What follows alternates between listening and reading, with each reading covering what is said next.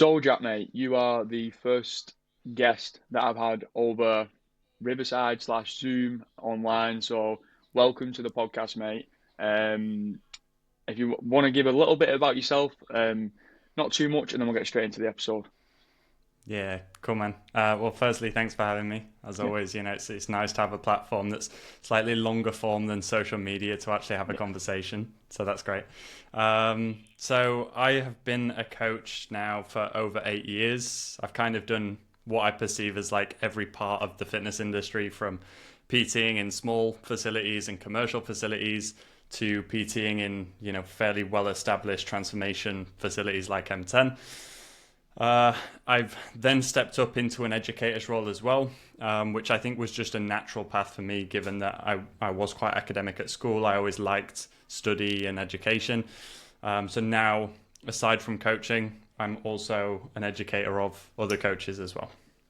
amazing. And for those who don't know, how would you describe M10?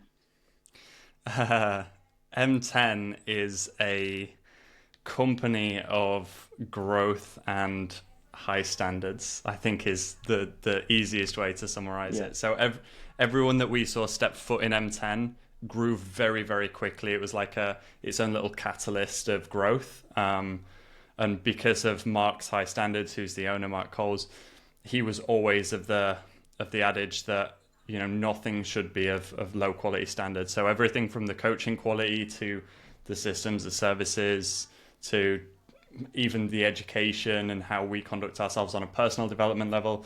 Yeah, it was all about standards. and is that education for other coaches? Obviously, I know I come and that's the first time I met you myself. Just for the person who's listening. Yeah, for sure. So um, that is kind of our speciality is helping coaches become what I like to kind of coin the phrase like competent and confident. So that's kind of my role. There is like sideline aspects of like business growth for coaches as well, but for me, like my main role is to just make sure when a coach studies with us, they become better, they become smarter, and they become ultimately more confident in doing what they do, which has a massive downstream effect on their clients as well. Yeah. Yeah, so how important would you say that is of obviously a coach having a coach, but somebody who's self-employed, maybe looking for a mentor or that next step in education?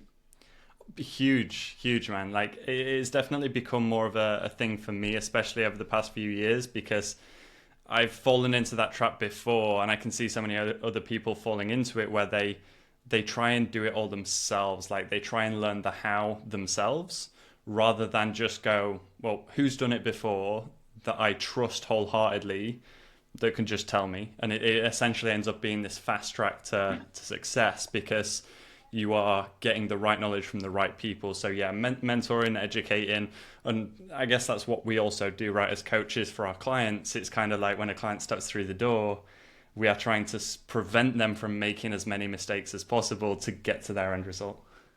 Yeah, I always get the awkward questions off mum and dad who are like, "What? You're paying for a coach, but you're a coach yourself." But most people just don't understand that if you're trying to get to that next level in what you're doing, you need to save time by not making the mistakes that somebody else already has done, and you're obviously paying them to learn not to make those mistakes. Literally, yeah, yeah, man, it's But huge. on the flip side of that, have you ever found any difficulties when it comes to coaching another coach based off that scenario that I've just given, where they may think they don't need that education from somebody else, or does that just go back to the point of they think they know it all? Yeah, there has been. I find that, to be fair, like people come for coaching for different reasons, right? For some people, it's a motivation aspect. Like they can't seem they think they want this goal, but they can't seem to will themselves to do the things necessary. For other people, it's a complete lack of education. So they want the goal, but they have no idea how to get there.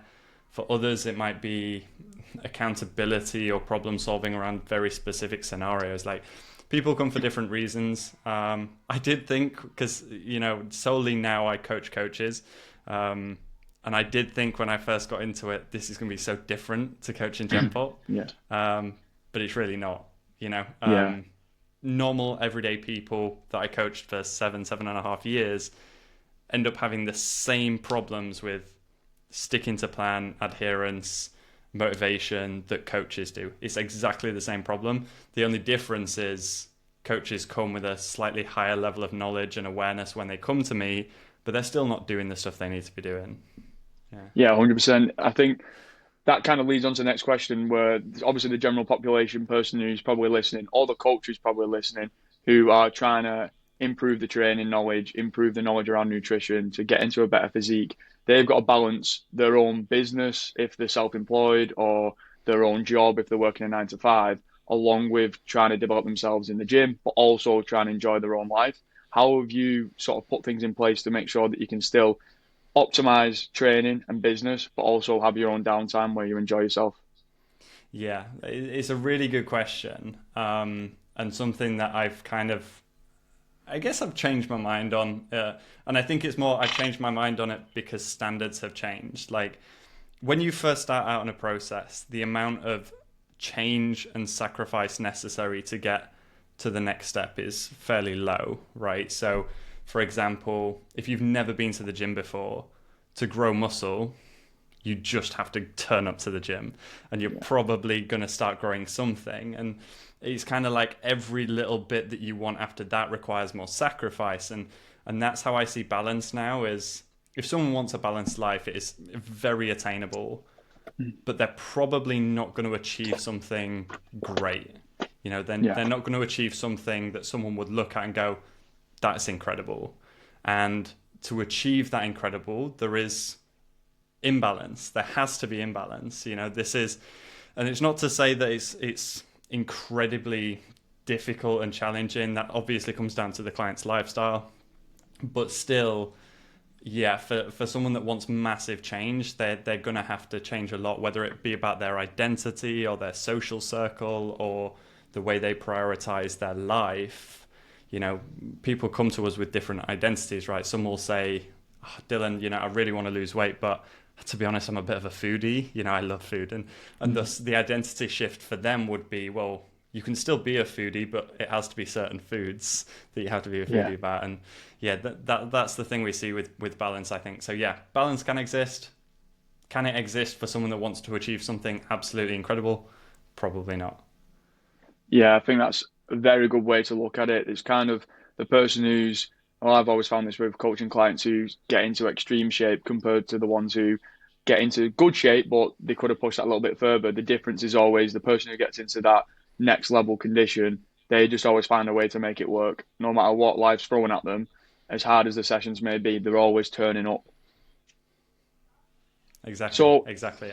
I've got to just give you an example of that because that's something that I, you know, when I first started learning about the lifestyle factors that affect someone's results, so the management of sleep and stress and digestion and stuff like that, I put it on this pedestal of like, well, if these things aren't perfect, someone's not going to get a result. yeah. But even then, you still have these like exceptions that prove the rule. And this was a few years back. I coached a client that wanted to do a photo shoot, but at the same time, he was in a business development program that was working him like hard. Like he was up till midnight sending, you know, sales messages and stuff. His wife was pregnant with twins, and he was moving house at the same time, so he was having like a full refurb on his house, and he absolutely smashed his prep. Right, absolutely smashed his prep, and it was the first time that I've seen a client like not lean on excuses. He was just like, Yeah. "Tell me what to do, and I'll do it." And it really shone a light on this idea that like results can be like super simple if someone highly like prioritizes that above everything else. Yeah. It's just that some people, and rightly so, you know, some people don't want Yeah. to, but they need to then accept that. That's the main thing. It's the acceptance that if you want to get into unbelievable shape and look like the person on the front of the Men's Health magazine, that's going to take a lot of sacrifice, and that's going to eat away into personal life, etc. That's the sort of same thing that I was going to ask about in regards to potentially the coach or the person who's self-employed, who's trying to optimize for work-life balance. Is that the same line where it's like, okay, if you want to push your business so far, there's got to be a cut-off point where you don't go out for food every single Friday and Saturday. Do you know what I mean? Yeah, definitely, man. I resonate with that massively, and I think it still kind of fits into that process of what they're expecting. You know, some people almost get a massive kick out of the process being very difficult and very challenging. Yeah. And some people need it to be as easy as possible, because as soon as challenge is placed in front of them, they become quite all or nothing or sacrificial, self-sacrificing, that kind of thing. So yeah, I would say for anyone that's trying to like optimize work-life balance and things like that, one of the best things they can do then is just delegate the thinking and a lot of the extras. If they can get good at delegation, a CEO that builds a multi-million-dollar company, a million-pound company, they're good at delegating, right? And that's the only way they're going to become a CEO of a multi-million-pound company. For someone that wants to achieve incredible results, they just need to be good at delegation. They need to hire a coach. They need to, invest in time-saving strategies so that they can optimize their time in the best ways possible, I think. Yeah, 100%. Like, obviously, coming from somebody who's not earning the £1 million a year as a company yet, but I try my best now to, like you said, delegate tasks that are taking up too much time, because you've got to look at those periods of time as time where you could be making money, or time where you could be enjoying yourself. Like, podcast clips are now getting edited through AI and things like that, where it's trying to make sure that you're saving as much time as possible to put into the thing that you want to grow. But touching on what you said at the start, it goes back to the saying of the person who enjoys walking walks further than the person who enjoys the destination. So if somebody does get up and just graft every single day, when they get to their destination, it's going to be a lot further ahead than the person who's just thought, "Do you know what, I'm just going to enjoy work-life balance and tick a couple of boxes, but then enjoy myself on the weekend." I kind of look at it as if sometimes you've got to go at things at a sprint, and you've got to go like, right, I'm all in with business. Some things are going to take a sacrifice, but then I might take a step back for a couple of months. How important is it for somebody to potentially look at a year as a whole, or the next 5 years as a whole, and strategize when they're going to push harder on certain things? Yeah, man. Oh, dude, preaching to the choir here. Hey, I'm all about this. Like, something that so my coworker Anthony, he always said to me, "Align, don't grind," and Yeah. he said that to me like 5 years ago, 4 years ago, and that's stuck with me ever since. And it's something I try and really, really harness. So, in the past, I don't know, in the past 4 years, I've done 2 photo shoots, bought a house, got married, traveled for 8 months, and done all this stuff that if I was to write that all down on like a list of goals would be incredibly overwhelming. But Yeah. it was through that alignment, like you described, for me to see what is happening in the year and going, okay, well, if I'm getting married in September, what am I doing for the 6 months before September? Not tons. That could be an incredible time to do a photo shoot prep, because I know once I'm married, my focus will be on building a family, getting settled with the house, stuff like that. And it's through that strategizing and alignment where I could then, when we did get married, I could take my foot off the gas with training. And when I say foot off the gas, I'm not throwing it in the bin, but I'm going, what is the non-negotiable with training now? Maybe 2-3 days a week, full body sessions, getting my walks in. Whereas photo shoot prep was like 4 sessions, 3 to 4 cardio sessions, perfect with food. 2 very different lifestyles, but neither were particularly overwhelming, because I was able to look at that year as a whole and go, does this fit? Yeah, I think Yeah. that's so important. Yeah, the word that you mentioned, non-negotiable, and that's something that's cropped up on most of these podcasts that I've done now, because it's something that I try and instill in my life as well and push onto clients, because I think it needs to be a fundamental if you're wanting to still make progress, no matter what the current situation is. Like you said, once you've got towards the wedding, you can enjoy yourself guilt-free, but those non-negotiables are still going to get ticked. Do you think like the base of people's sort of personality and physique relies on what their non-negotiables are? Because yeah, they might be pushing more with business, but if they're still ticking those non-negotiables, they know that they're never going to fall out of shape, or the business is never going to go back to square one. Yeah, definitely. So this is something that I actually learned. When was it? Was it this year? Maybe it was the back end of last year. So we did a little bit of studying with a guy called Jason Jackson, who's phenomenal in the behavior change space. So he's kind of getting a PhD in, I think, some form of behavior change. But he taught me something that I didn't know before, which was he broke down motivation into, rather than it be what we would understand as like extrinsic and intrinsic, he broke that down even further, and he was talking about how, some people's motivations are identified motivations, which is like they can see it and they can recognize it links to their values, and thus that is motivating for them. So maybe one of my values is health and fitness. So because I can link that, if I've not trained for 3 or 4 days, it's kind of starting to go against my values, and that's why I feel quite frustrated and pent up tension. But the one beyond identified is integrated. And the idea behind integrated motivation is it's your identity. It's not even something you have to think about. It's just something you do. And I think the difference between those two is quite poignant because one requires more effort than the other. So identified motivation, if you've made health and fitness or your physical goals part of your values, you will still have to put effort in because there are distractions in life, things happen. But if it's part of your identity, it's probably not something you even think about. So perhaps for a lot of coaches, it starts off as their identity, it's who they are. And, because they're in and around the gym and they love health and fitness, and no one has to say, hey, Dylan, listen to this podcast. You will just go out and seek it because it's part of who you are. Yeah.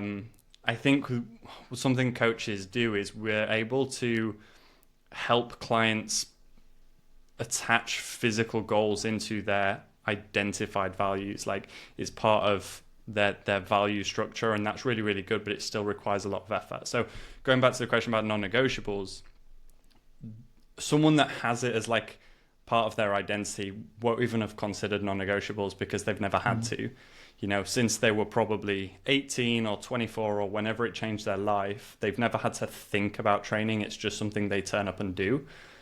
But for someone where it's an identified value, that non-negotiable will still have to be set in place, where it's like, okay, I understand that if I don't get at least 3 sessions a week in, I'm a bit of an arsehole to my missus, or I'm a bit of this, or I do this, or I shouldn't do that, or, and I think that's so important. And it just goes back to what we said about like acceptance and awareness. Like if the client is more aware of their life, or the person is more aware of their behaviors, their mood, their choices, then they're able to go, this is probably my non-negotiable before there's a tipping point. And that's what I would probably recommend. Yeah, and would you say that the person who's listening who's looking to start their journey of getting into shape or potentially training more, that's one of the main issues they run into is kind of integrating that non-negotiable into their life because it's something they've never done before. I spoke about it on one of my first podcasts, I think it was, with a guy called Andrew Keeler, and he was saying how if somebody is severely overweight, their behavior pattern of walking into a shop and going to the chocolate aisle every single time, as soon as they get a coach and they get told, no, you're going to go shopping at a different shop and you're going to be walking down different aisles, the whole life starts to change. They're going to have conversations with different people. They might not be going into the pub on the weekend. They're going to be going to the gym. They're going to be introduced to different faces. Is that probably the main thing you think sort of pushes people away from wanting to go and train and get into the gym? Yeah, I think obviously there's a perceived challenge there, isn't there? Like, depending on how much that person sees the requirement for change, because I think sometimes the difficulty we can face as coaches is finding that balance between telling people it can be simple and it is very attainable, but not giving them the false perception that it's not going to require any effort. Like it still requires effort, right? And that's a real hard balance to create. For me, the biggest thing that stands out above all else is self-efficacy. So I think the reason a lot of people fail is because their self-efficacy is so low. And when I say self-efficacy, I mean their self-belief that they can achieve this goal, or they can achieve not even the goal, but the behavior or the action or whatever else, right? So when someone's first getting involved with their health and fitness goals, stepping in the gym might be the most terrifying thing in the world for them. And thus their self-efficacy is really low. And our first job is if we can make them comfortable going into a gym and then going into a gym alone without us, their self-efficacy is higher. They realize the gym is a safe space for them. Once their self-efficacy is higher, this might become something that is self-sustaining, and they can continue that path. So I would say that for me is a big thing that I've seen in the past with coaching is clients where their self-efficacy is low tend to make very little change. Whereas when self-efficacy is high, they will try and try and try and try and try until that change has happened. Yeah, I think it's crazy because even if you were somebody who was then comfortable in the gym, you've been training in the gym on your own for a period of time, you've hired your first coach, sorry, and then you thought, you know what, I fancy doing a photo shoot. The self-efficacy is going to be similar to the first time you stepped into the gym because that goal is something that's further ahead. And if that applies to business, the first time you take out that loan or you go and buy that unit to set up your business, the self-efficacy is going to be low. But I feel like what you're trying to say there is the person whose self-efficacy is higher is the person who's potentially going to go on and get the results because it's never going to change. The further you get down the journey, there's going to be something else. The goalposts are always moving forward, sort of thing. Yeah, definitely, man. What's the saying? Those who say they can't and those who say they can are right. Yeah, Yeah. like it's that self-belief of just doing that thing. I mean, you did that crazy challenge, right? Was it the burpees challenge? Yeah. Right. So there was probably a point in your life where if someone told you you were going to do that, that you'd have gone laugh you out the door, like that's never going to happen. What was that change in your mental state, or what brought you to the point where you genuinely believed that was possible? Mate, you'd be the first person who's asked a question like that on the podcast. So that's number one. We'll remember this. But for me, mate, I was about 17, 18 when I was playing football and I fractured my hip. And then we went and got a scan and we found out that I actually have a tumor that runs up my femur into the right side of my pelvis. And the doctor said that I would never be able to sort of partake in any physical activity again. And Wow. that's when I got my PT qualification, started coaching, tried to just push for coaching as much as possible. And I just always remember I wanted to just try and do crazy sort of charity events or challenges, runs. Like I've signed up for loads next year now, just to kind of put that person who was, say, 17, 18, complete self-efficacy was through the floor, just to prove that person wrong. So when the opportunity come up and I was speaking to Nathan and we was like, we want to try and do something crazy for charity, we just tried to think of the most extreme thing we possibly could do and then just do it. That was the only way I could think about it. So I think for me, it's always the fighting back against the disbelief in, say, let's say the doctor or me when I was feeling sorry for myself and self-efficacy was through the floor. And that's always been the motivation and drive for me to try and do crazy shit. Yeah, it makes sense though. That's a common theme I've seen with some like incredible people is that they've been told in the past they couldn't achieve something and they've had the FU mentality and it's kind of Yeah. really propelled them into some crazy stuff. Yeah, and you see it a lot with clients as well, and you see it sometimes with people who are wanting to become coaches, who are stepping into the gym and potentially PT in their first ever client. Sometimes they can beat themselves up and tell themselves they're not good enough because somebody else is doing a lot better than them. And it can have a negative effect, but I think you've got to differentiate between times where you're being harsh on yourself to push yourself forwards and times when you're genuinely just being harsh on yourself and it's causing you no benefits whatsoever. Mm, that's true. That's true. Because there's so many people do it, and I think coaches can do it a lot sometimes where because they're obviously PTing and they're taking on board people online in their conversations or to deal with other people's problems, they may get to the end of the day and they've not had a chance to sort of deal with their own issues, their own problems. And it's the same for somebody who may be running the £1 million company or somebody who's back to back, who's self-employed, who's working all the hours of the day. Because they're so focused on this business, when it comes to dealing with their own like mental health or thoughts, etc., they've not got the time for it, and that's gonna just build up until it just completely bursts and you've lost it. Yeah, definitely. I think that, this is a really good point to tie back into the balance idea and Hmm. how when we're talking about this need for imbalance to achieve something great, what we're not saying is like sacrifice every other part of your life, to the point where it doesn't Hmm. exist anymore. I've never, thankfully, had someone that has done a photo shoot prep and had to, for example, leave their partner and Yeah. things like that, right? That's not something I would advocate for. And if I ever saw problems with that, we would troubleshoot those problems. And Hmm. that's, I think a dangerous territory for some people where they're trying to attach a goal to something that is maybe not as meaningful as they think, but they've seen someone else achieve it. This is something I've been looking into recently. It's called mimetic desire. It's this Mm. idea that we want what other people want. So it's like, oh, I saw Dylan do this burpees challenge, and now I want to do the burpees challenge without thinking, what did the training require to achieve that? What was he doing that for? What was his motivations, and what's that going to add to my life? And making sure we use some inspiration, because I think it's important to find inspiration in places, but then not just deep diving into it before thinking to ourselves, what is this actually going to bring to my life? What's the meaning behind that? Yeah, that's so true. Like I'm massive on the it must be similar to what you were just speaking about. So I'm definitely going to have a look into that. But kind of the self-awareness around what actually provides benefit to your life. What do you actually enjoy? Because like you said, so many people can look, just open up their Instagram right now and they could see somebody that's run a 5K or marathon 10 times the speed that they are. They can see somebody that's got bigger lats, bigger shoulders, a lot bigger than them. And you're then trying to chase somebody else's goal. You need to really sit down, have a look over the next 5 years, like we spoke about when it comes to planning, what's going on in your life and what's actually going to make your life a lot better. We did a podcast with a guy called Mark Ross, successful online coach, really, really fit, in shape.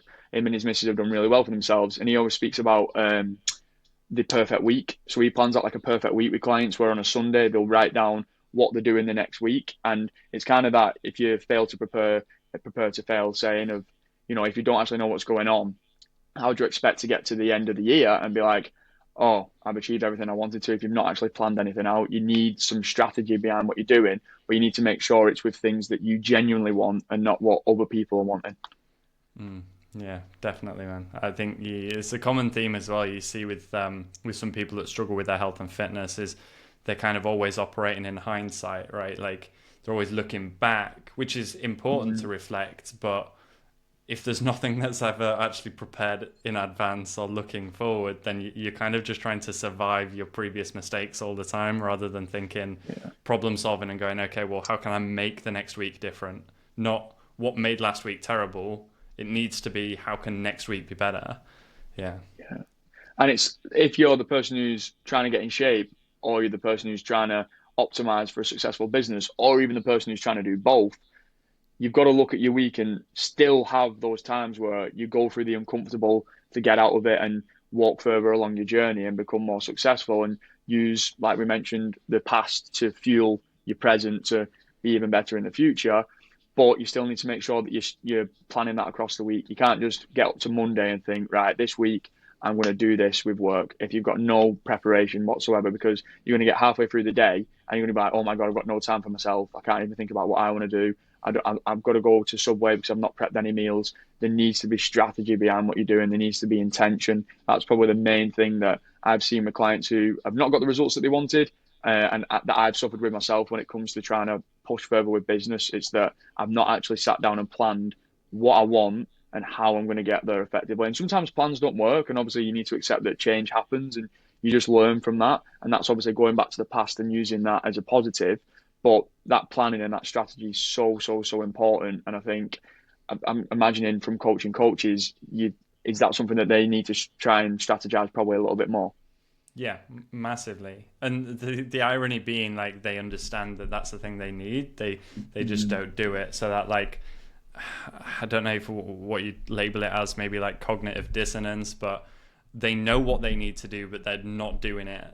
And mm, that's a real like difficult bridge to cross. Like the great thing about sometimes having those Gen Pop clients or those very new to health and fitness clients is there's nothing you have to unpick. It's just mm. educate, educate, educate, and they're like, cool, that makes sense. With coaches, like you're kind of trying to unpick a lot of like, well, you know exactly what you need to do, so why are you not doing it? And then you get into the reads of, like other stuff, whether it be self-esteem or something else going on. Yeah, and how would you say for yourself or potentially for clients, you'd help them or yourself understand when you're shooting for a goal that is fueled by you wanting to do what somebody else is doing, or you're shooting for a goal which is completely self-fulfilling and it's what you want? Is there anything that you'd look at and be like, maybe write down, or would there be somewhere where you'd sit with yourself, journal, or what sort of strategies do you use to make sure that your goals are aligned with you? Yeah, that's a great question, man. I think some of it is definitely going to be like using past events as a way of highlighting what has been meaningful to you. So using a goal example, so all right, Dylan, you had this goal of doing this burpees process and you completed it. Did that give you what you wanted? And kind of having that conversation with them and seeing whether you can find any reflection of what is meaningful to them and what's not. Because let's be honest, most clients have driven for something in the past, whether they've achieved it or not. So it's kind of reflecting on those moments and going, was that for you, or did you realize it was for something else? And Yeah. using that piece of information in the future to then go, okay, well, we know in the past this hasn't been meaningful to you. So if you're claiming it is now, tell me what's different, like prove it to me. Obviously, a simpler approach might be something that I think every coach should get behind, which is, the 5 why process. Asking why 5 times until you get to the root cause of what they actually want. And, looking at those deeper reasons, whether it is like a status thing or a respect thing, or trying to fix something that was created way, way, way in the past that they're still trying to resolve. But that shouldn't stop people. Like you said, I think one thing that you mentioned that was really, really cool is like people should still, strive for things and like look for these goals. And if they don't get them or the behaviors end up being a bit, something they realize they don't want, that's fine. Like plans don't always work, right? So going back to the drawing board at that point, rather than doing that sunk cost fallacy of, well, I've worked 6 weeks for this, so I'm gonna have to persevere. Like, stop at 6 weeks and go, do you know what? I've realized after 6 weeks this probably isn't what I want. That's okay. Like, pivot, change goals, change tacts, like that's okay too. The amount of clients I've had that have been on like a photo shoot process, for example, and because there's like this expectation of what a timeline should look like for a photo shoot prep, you're getting closer to the peaking and they don't feel ready. They're kind of like, I'm not sure I'm going to be ready. If I agree and I'm like, look, to be honest, you could bring a better shape, I recommend they push the shoot date back. And the amount of people that are like, oh, no, I couldn't do that because that's failing. It's like, who's it failing? Like, the only thing we're doing is adding another 4 weeks to this so you can produce a better outcome to your standard. There's nothing wrong with that. But I think so many people kind of have this idea that that initial goal, whatever they set at the very start, has to be the thing they do. It's kind of a bit defeatist, in my opinion. Yeah, 100%. I completely agree with what you're saying. How you have completely two ends of the spectrum of the person who's not even got a drawing board because they've never set a goal before, like we were speaking about, for somebody who's setting a goal who wants to make sure it's aligned with them and not what somebody else has achieved. But then for that person who has set the first goal, gets disappointed if they don't achieve it. Like I can hold my hands up and say the burpee challenge is a perfect example. We wanted to beat the world record. We got nowhere near it. But then I've reflected on that. Nathan said that he would never ever do something as stupid like that ever again, which is completely fine because it's not aligned with what he wants.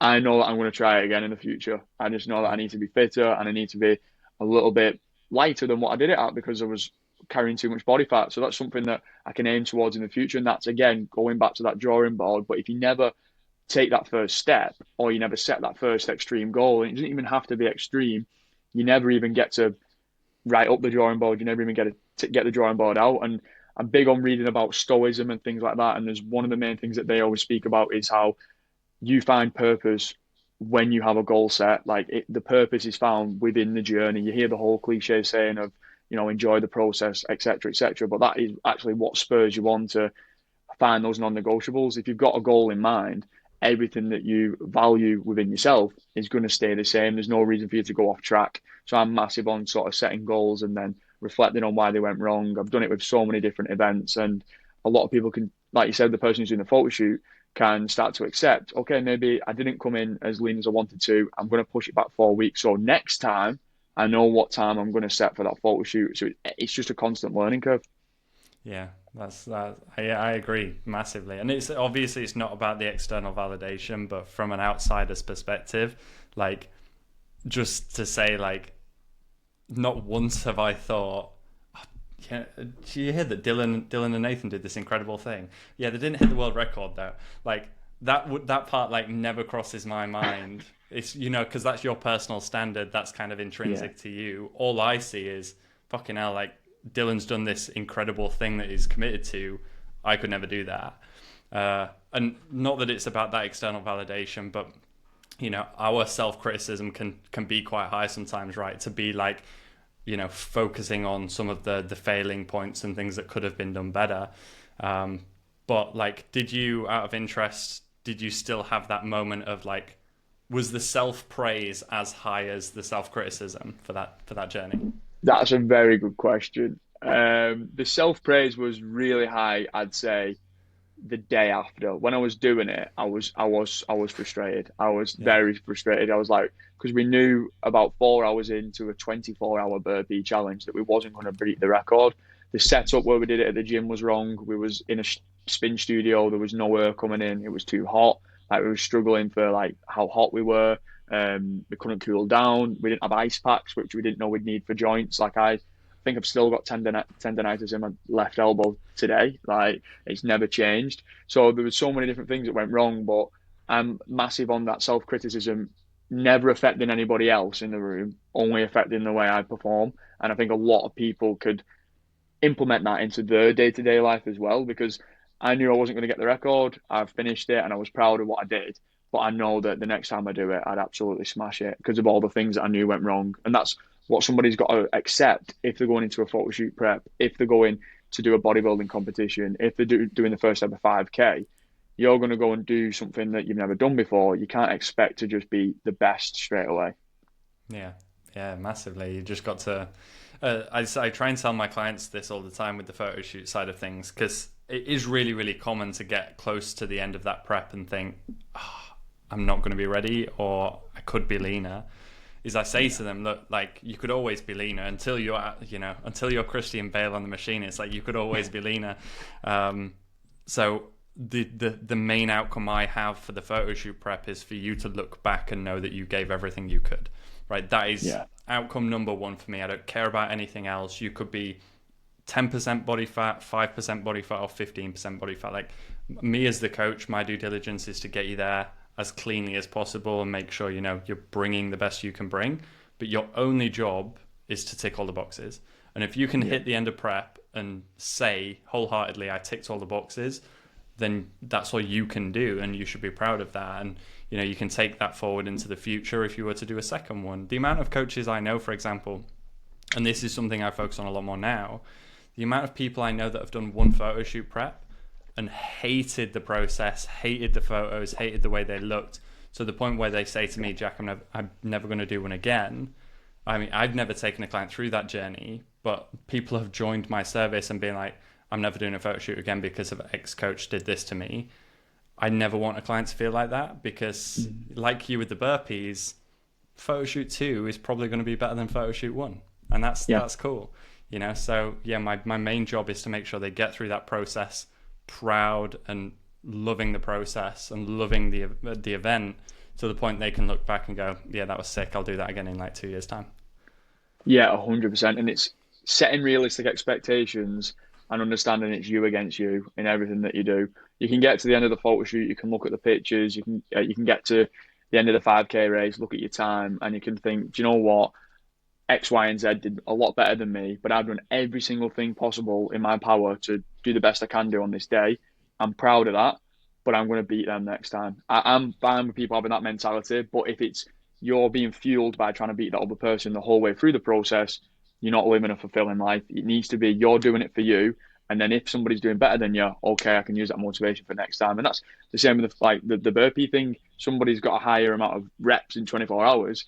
It's not me the whole time going, well, fuck that guy, I'm going to beat him. Maybe there's a little bit of that, but then at the end of it, when I've done as best as I possibly can, it's how can I be better to be better than that guy the next time? And that's Yeah. a mentality everyone can take into work, into the setting up their own business, and especially photo shoot. I think the photo shoot is the main one because obviously if you're going into your first photo shoot prep, you're literally going straight into a dieting stage most of the time. So you've not even had that time, that chance to build on your current physique. So you're going to look the way you're going to look no matter what. Yeah. No structural, influence. Like some people just have larger collarbones. Some people have smaller pelvises. Like the only thing you can do is go in with the least amount of body fat you've got at the time, and that's the coach's job. That's we talked about that Yeah. at the start, right? A coach's job is to take the peace of mind, to give you the peace of mind because they then take responsibility. Like, but the amount of people or clients that I still see that take full responsibility for the outcome when they don't need to, they just need to take full responsibility for the process, ticking all the boxes they're asked to do. Like, I've got this big thing at the moment. I don't know where it's come from. Maybe it's become a thing probably because I struggled with it and I see so many other people struggle with it, where overthinking creates perfectionism, creates procrastination and lack of action. To the point Mm. where, to be honest, most of the time now with clients, the only thing I say is action, don't think about it. Stop thinking about it. Yeah. Clients are messaging me, I'm worried about this, or if I'm feeling, stop thinking about it and just take action, because the overthinking is the exact thing that's stopping you getting the goal.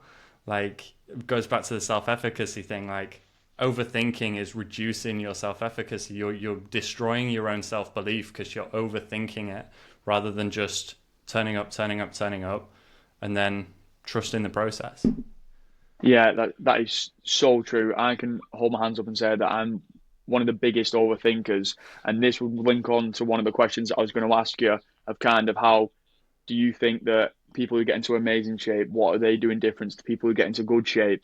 And I do think that, and I think Alex Hormozy's spoken about this in a podcast recently that I was listening to, is the fine line between overthinking and taking action. The smaller you can get that for your non-negotiable actions, I'm assuming they then become your integrated values that you was mentioning before. That your fine line between trying to get up and start that uni assignment. I can remember when I was at university, that procrastination was just kicking in because I was thinking I need to get all these clients check-ins done, my own training done, and I still need to fit this uni assignment in to the point where I'd be thinking about it for that long. I've wasted 2 hours, 3 hours, and I could have just started the assignment. Yeah, definitely. You're thinking about, but I'm not sure what to write about, so I'm going to put it off, or I don't feel like I've got the energy to train, so I'm going to wait and wait and wait, and suddenly the day's gone, you've not trained. Like, yeah, it can be quite a destructive behavior, and I understand that everyone has their own thing going on, because if it's not a mindset thing, especially with the prevalence of like neurodivergence now, whether someone's got ADHD or otherwise, like, I understand that people have their own barriers to that, but again, like that, you just got to find what works for you, right? Yeah. For some people it's that, what is it, it's the NASA countdown. They're scrolling on their phone and they're like, right, in their head, 5 4 3 2 1 up, and stop thinking about it and just do. For other people, they have to remove those distractions. For me, that's a big one. Like the NASA countdown thing, I love it. I think I got it from like Mel Robbins' stuff, but it just does not work for me, because then I just reset the countdown. So I'm like 5 4 3 2 1. Oh, that didn't work. Try again. But it just doesn't work. So for me, it's like I just not have my phone nearby. If my phone my mum hates it, but my phone 24/7 is on do not disturb, because if I pick it up, it's in my hand for like 20 minutes. So Yeah. I just know what works for me, and what works for me is removing that as much as possible. And yeah, that's a big thing. I think I'm very similar to yourself in that respect because for me, if I'm trying to do something, I will have to block every other thing out just to do that one thing. It's like the all or nothing mentality where you can be all in or all out. And if I'm scrolling on TikTok, I am scrolling on TikTok. Yeah, it's crazy, man. But I And think it's we can't be we have to be critical and take responsibility for it. But at the same time, we need to accept like that these businesses have made an entire industry off our attention, right? Like we yeah, can't feel shit on us. It's not our fault that we get sucked into these things. And again, I think it's just making sure we're not being like super critical of ourselves, and instead going, right, what tools can I harness to counteract what tools they're using to get my attention?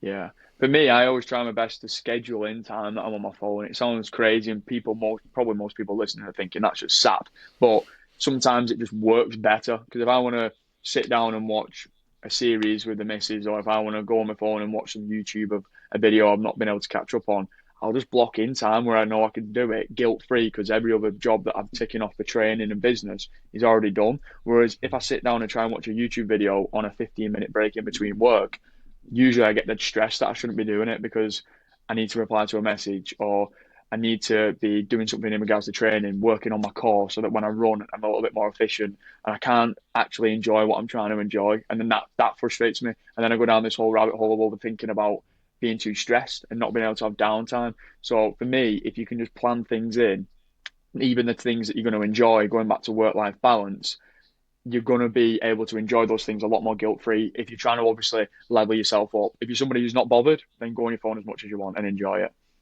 Yeah, exactly. I think you've hit the nail on the head there because I know some people will listen to this and go, oh, well, that doesn't work for me and kind of get their back up. But it's always that caveat at the end of like, we're just speaking from experience, like this is what works for us. And it's Yeah. just important that you find whatever works for you. Yeah.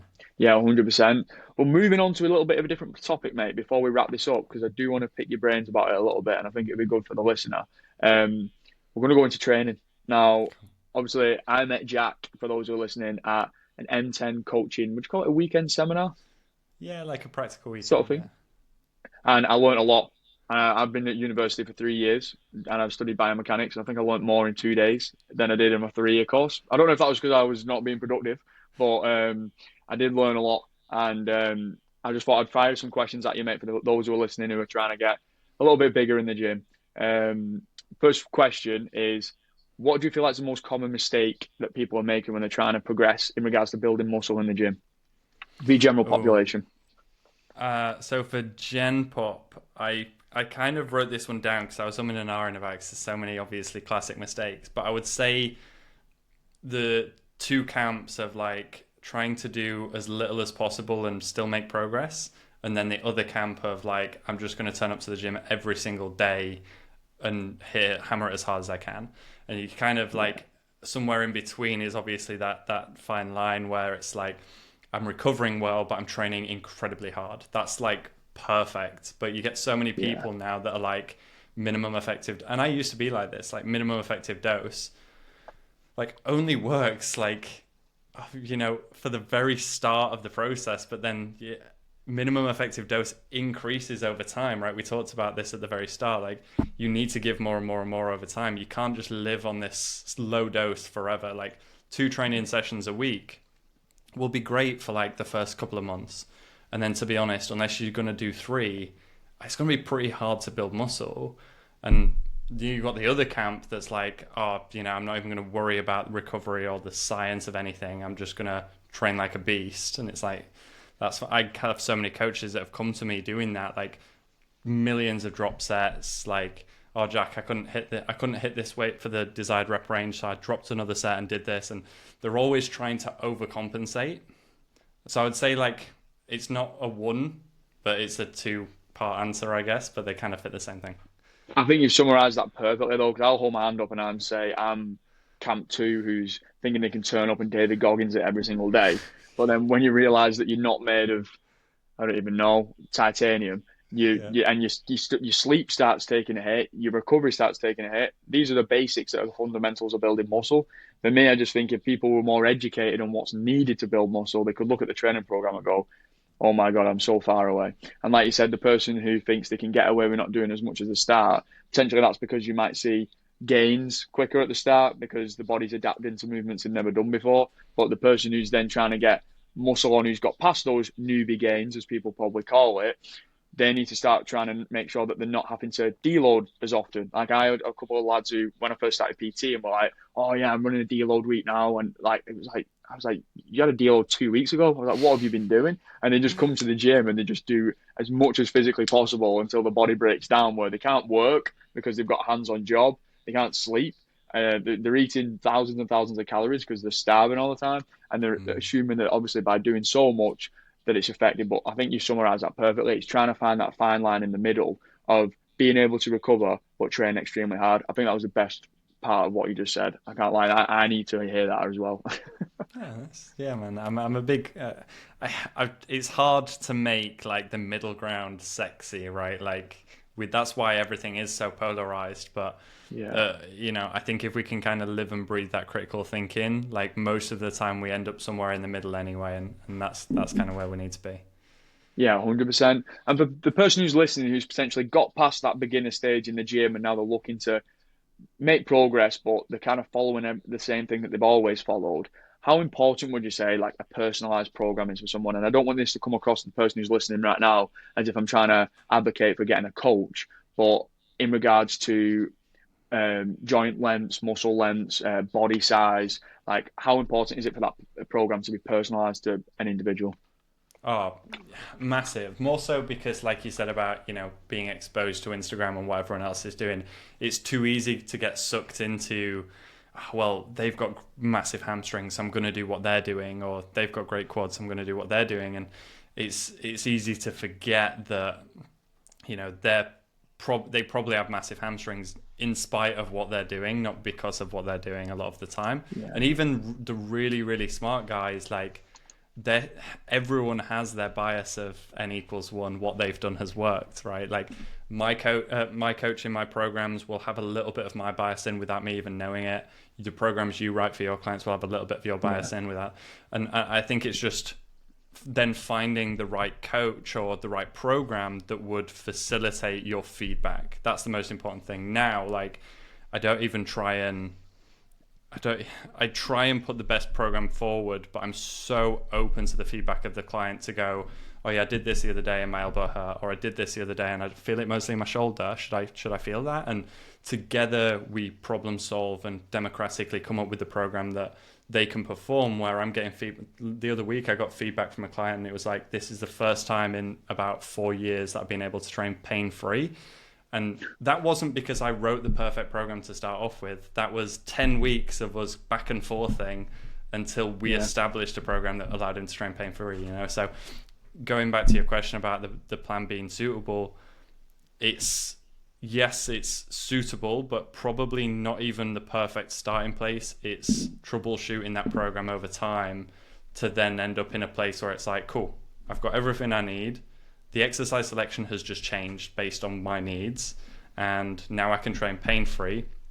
And you also kind of mentioned in the questions you sent me at the start, like about how important intensity is and training hard. Like the main thing that stops people training hard and intensely is injuries and niggles and those limitations, right? So if we can get a program that's up and running that allows someone to train as hard as they can while still feeling quads, hamstrings, chest, delts without the joints in between, then that's perfect. Yeah, that's mate. I don't think a question could have been answered any better. Uh, That's so important what you mentioned though, about someone feeling a muscle. I feel like I've suffered with this when I first started training. Is I'm doing something because somebody else is doing it. I'm following a coach on Instagram and they're doing this amazing exercise that seems to be growing the quads, for example. But then when I go and do it, I'm feeling my glutes and hamstrings. How important is it for the listener who's listening now, who's trying to take that next step, that they know what muscle they should be feeling in each exercise that they're doing? Yeah, I would say it's pretty important. Like, if we broke it down into two different patterns as well, like single joint stuff, so your curls and extensions, things like lateral raises and raises in general, stuff like that, almost imperative. Like, there's no real chance that you're doing a single joint exercise and shouldn't be feeling that tissue working, because it is so targeted to that particular area.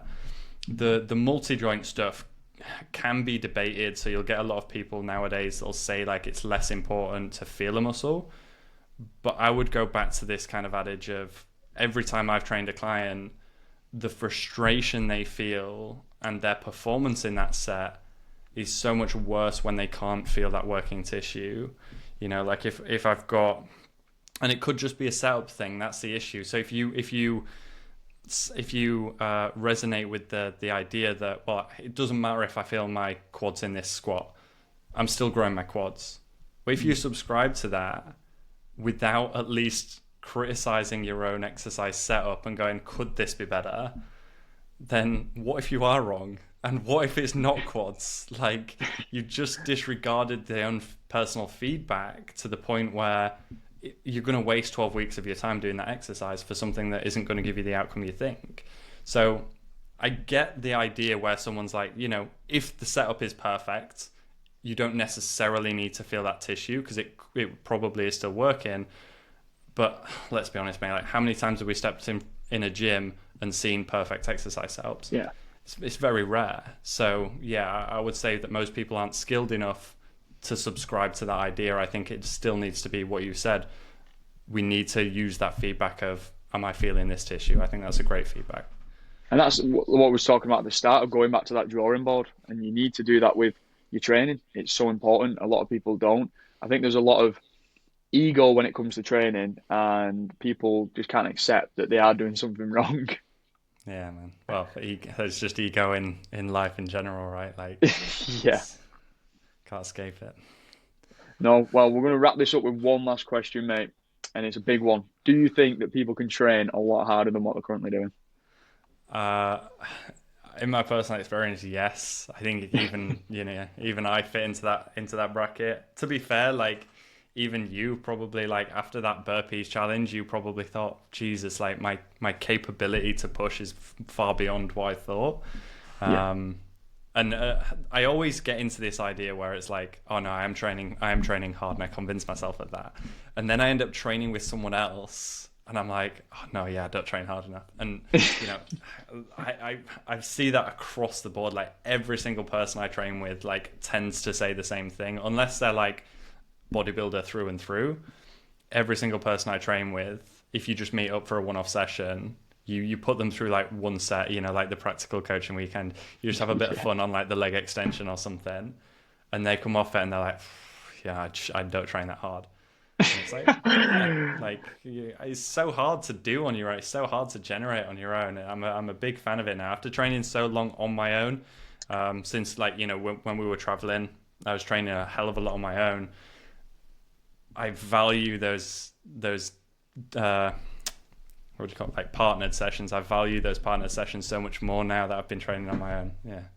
Yeah, I agree. And you know what? I resonate massively with training with a bodybuilder because every bodybuilder that I've ever trained with is an absolute maniac.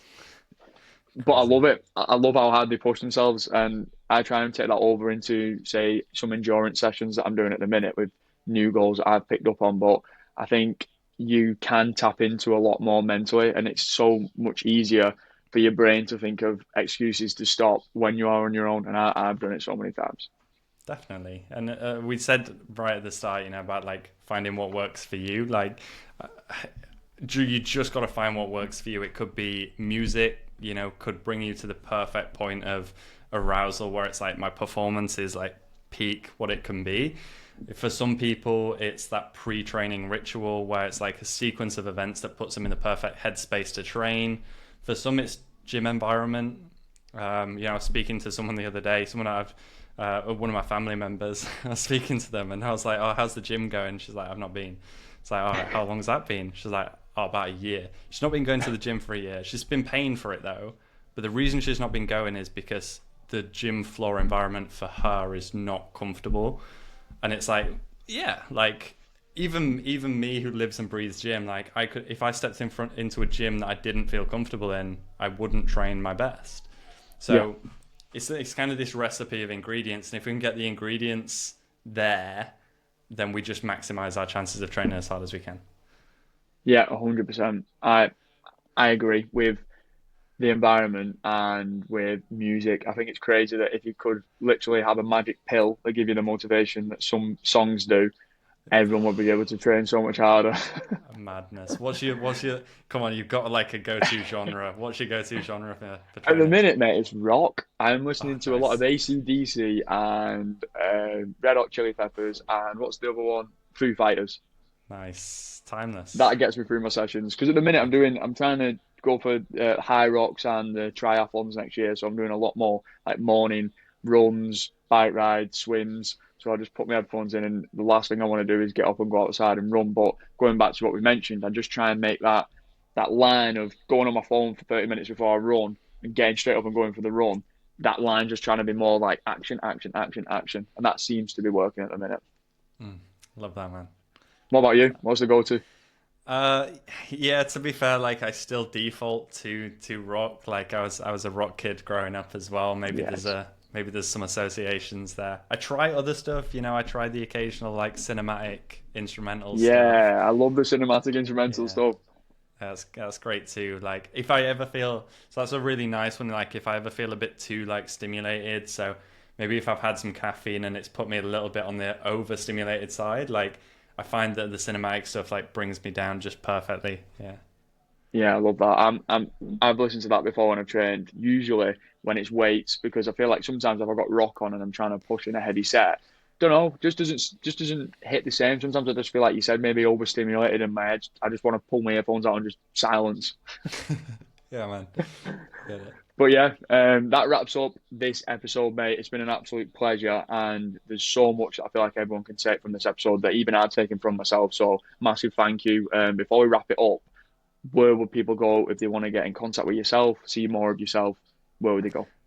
Yeah, man. So I'm most active probably on Instagram, so that's at Jack Haigh Coaching. But I've actually just started a YouTube account. I've only got Yeah. one video. I've only got one video up right now, but I feel like we talked about. I like the long form stuff. I don't like being Yeah. condensed to 90 seconds, so I'm gonna try and put some more stuff out on YouTube, and that's just Well, the my YouTube will be track record. linked in the bottom of this video because this is going to go on YouTube as well. So if people Oh, do want to see that, they can just click the description, and I'll have to get that off you after this podcast. So, legend. Thank you. but yeah, thank you so much, mate. And for those who are listening, I hope you enjoyed this new style of episode. This is the first one we've done through like a Zoom style format. Please let me know your feedback. Follow on Spotify if you're listening on Spotify. Subscribe on YouTube if you're listening on YouTube. There'll be another episode back out next Sunday. I have had 2 weeks off. It was my 21st, so I allowed myself some time to breathe. And we're back now pushing episodes out every single week. So, yeah, hope you've enjoyed this one, and we'll see you in the next one.